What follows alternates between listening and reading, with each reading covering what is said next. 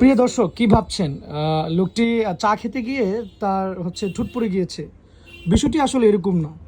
আপনি চা খাচ্ছেন, আপনি ভাবছেন ঠুট পড়ে গিয়েছে, কিন্তু না। আপনি এই যে প্লাস্টিকের কাপে করে আপনি চা খাচ্ছেন, আপনি আপনার জীবনকে নষ্ট করে ফেলছেন। কিভাবে?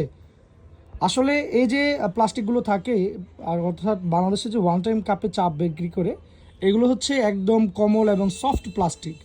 এবং কিছুদিন আগেও বিজ্ঞানীরা প্রকাশ করেছে যে বাংলাদেশে অনেক মানুষ শুধুমাত্র এই প্লাস্টিকের চা খাওয়ার কারণে তাদের ক্যান্সারের জীবাণু ছড়িয়ে পড়েছে, এবং যেটি সার্টিফাইড। আপনার অনলাইনে অনেক আর্টিকেল আছে, সেগুলো দেখলে বুঝতে পারবেন।